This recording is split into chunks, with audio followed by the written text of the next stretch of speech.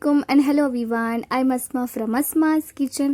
இன்னைக்கு நம்ம கிச்சன்ல ஒரு சூப்பரான பட்டோரி ரெசிபி தான் பார்க்க போறோம். இது பாத்தீங்கன்னா வெளிய இருந்து கிறிஸ்பியாவும் உள்ளிருந்து நல்லா சாஃப்ட்டாவும் இருக்கும். and உங்க எல்லாருக்குமே இந்த பட்டோரி ரெசிபி ரொம்ப பிடிக்கும். வாங்க வீடியோக்குள்ள போய் பார்க்கலாம். இந்த பட்டோரி ரெசிபி செய்யறதுக்காக ஃபர்ஸ்ட் நம்ம வந்து டோ ரெடி பண்ணிக்கலாம். ஸோ டோக்காக நான் ஒரு க்ளீன் பவுல் ஒன்று எடுத்திருக்கேன். அதில் பார்த்திங்கன்னா 2 கப் வந்து மைதா மாவு எடுத்துக்கணும். ஆல் பர்பஸ் ஃப்ளோர் சொல்லுவாங்க. ஸோ 2 கப் எடுத்துக்கோங்க.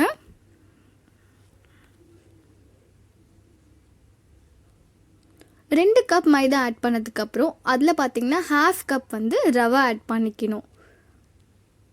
1/2 கப் சூஜி ஆட் பண்ணிக்கோங்க. ஸோ இந்த ரெசிபி பார்த்திங்கன்னா ரொம்ப சூப்பராகவும் இருக்கும். நீங்கள் ஈவினிங் ஸ்நாக்ஸ் கூட சாப்பிட்லாம், இல்லை டின்னர் பிரேக்ஃபாஸ்ட் கூட செய்யலாம். சூப்பராக இருக்கும். அப்புறம் பார்த்திங்கன்னா 1/2 ஸ்பூன் உப்பு ஆட் பண்ணியிருக்கிறேன். அப்புறம் 1/4 ஸ்பூன் வந்து பேக்கிங் சோடா ஆட் பண்ணிக்கோங்க. பேக்கிங் சோடா நல்லா இல்லைன்னா நீங்கள் வீட்டில் இருக்கிற ஆப்பிள் சோடா இட்லிக்கெலாம் போடுவாங்களா அந்த சோடாவும் யூஸ் பண்ணிக்கலாம். இப்போ இதில் நான் வந்து இது நல்லா மிக்ஸ் பண்ணதுக்கப்புறம் வந்து ஒரு 3/4 கப் வந்து தயிர் எடுத்திருக்கேன். தயிர் வந்து கொஞ்சம் புளிப்பான தயிராகவே எடுத்துக்கோங்க. ஃப்ரெஷ்ஷாக இருந்தாலும் கொஞ்சம் புளிப்பாக இருந்துச்சுன்னா இந்த டோ வந்து கரெக்டாக இருக்கும். ஸோ ஒன்ஸ் நல்லா மாவு மிக்ஸ் பண்ணதுக்கப்புறம் உப்பெல்லாம் அதுக்கப்புறம் தயிர் ஆட் பண்ணி மிக்ஸ் பண்ணிக்கோங்க. இதை மிக்ஸ் பண்ணுறதுக்கு கொஞ்சம் தேவையான அளவு தண்ணி தேவைப்படும். ஃபர்ஸ்ட்டு ஸ்பூனில் மிக்ஸ் பண்ணிவிட்டு அதுக்கப்புறம் வாஷ் பண்ணிவிட்டு உங்கள் ஹேண்ட்லேயே நல்லா வந்து இதை மிக்ஸ் பண்ணிக்கோங்க. தயிர் உப்பு எல்லாமே வந்து எல்லா இடத்துலையும் படுற மாதிரி மிக்ஸ் பண்ணிக்கோங்க. ஆக்சுவலாக ரவாலாம் ஆட் பண்ணியிருக்கோம்ல, அதெல்லாம் ஸ்பூனில் மிக்ஸ் பண்ண முடியாது. ஸோ உங்கள் கையிலேயே நல்லா வந்து மிக்ஸ் பண்ணிக்கோங்க. தேவையான அளவு தண்ணி ஆட் பண்ணி இதை நல்லா மிக்ஸ் பண்ணி ஒரு டோ பதத்துக்கு ரெடி பண்ணிக்கலாம். ஸோ இந்த டோ வந்து நல்லா ரெடி ஆச்சு. கொஞ்சம் ஸ்டிக்கியாக தான் இருக்கும். இதுக்கு மேலே கொஞ்சமாக ஆயில் வந்து இதுக்கு மேலே அப்ளை பண்ணி இதை நம்ம ரெஸ்ட் எடுக்க வச்சிடணும். இதுதான் ரொம்ப இம்பார்ட்டண்டான ஒரு விஷயம். நம்ம இந்த டோ வந்து 2 மணி நேரம் ஆச்சு இதை அப்படியே வந்து ரெஸ்ட் எடுக்க விட்டுறணும். பிகாஸ் நம்ம இதில் ரவை ஆட் பண்ணியிருக்கோம்ல, ரவை நல்லா வந்து சாஃப்ட் ஆகும். ஸோ ஆஃப்டர் 2 மணி நேரத்துக்கு அப்புறம் நம்ம இதை எடுத்து சப்பாத்தி போட்டுக்கலாம்.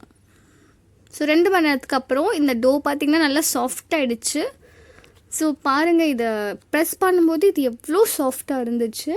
ஸோ நம்ம தயிர்லாம் ஆட் பண்ணியிருக்கோம்ல, இப்போ நம்ம இதை எடுத்து வந்து சீக்கிரமாக நான் வந்து ரோல் பண்ணிக்கிறேன். ஸோ அந்த வீடியோ கொஞ்சம் ஸ்பீடாகவே வந்து இது பண்ணியிருக்கேன். ஸோ உங்கள் எல்லாருக்குமே போர் அடிச்சிடாதுல்ல.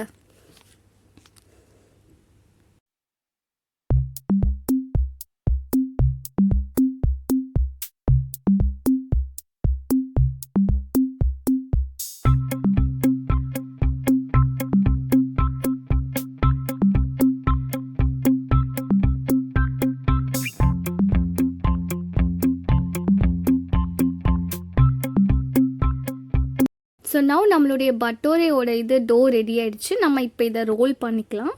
ஸோ எல்லாமே டிவைட் பண்ணியிருக்கேன். ஸோ ஈக்குவலாக இல்லாமல் உங்களுக்கு எந்த ஷேப்பில் வேணுமோ, எவ்வளோ சின்னதாக வேணுமா இல்லை பெருசாக வேணுமோ அந்த மாதிரி நீங்கள் ரோல் பண்ணிக்கலாம். உங்கள் இஷ்டம் தான். நான் வந்து ஃபர்ஸ்ட்டு பட்டோரை மட்டும் வந்து கொஞ்சம் பெருசாக ஹோட்டல்லலாம் இருக்கிற மாதிரி கொஞ்சம் பெருசாக இது பண்ணியிருக்கேன். பிகாஸ் ஒரு பட்டோரை சாப்பிட்டாலே ஃபில் ஆகிடணும் அந்த மாதிரி.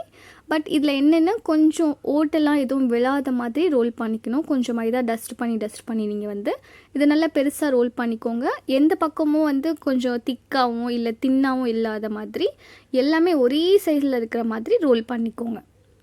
ஸோ இந்த பட்டோரி பார்த்திங்கன்னா டீப் ஃப்ரை தான் பண்ணணும். ஸோ கடாய் ஃபுல்லாக நல்லா ஆயில் எடுத்துக்கோங்க. ஆயில் நல்லா சூடானதுக்கப்புறம் பட்டோரை ஃப்ரை பண்ணிக்கோங்க. 2 பக்கமும் இதை நல்லா ஃப்ரை பண்ணிக்கோங்க. ஸோ ட்ரைபாட்லேருந்து எடுத்து வார்த்திக்கிட்ட ஃபோன் கொடுத்தா இப்படி தான் வந்து வீடியோ எடுப்பாங்க, பார்த்துக்கோங்க. இந்த மாதிரி ஆட்டி எடுப்பார். ஸோ ஓகே, நம்ம வந்து ஃப்ரை பண்ணிக்கலாம்.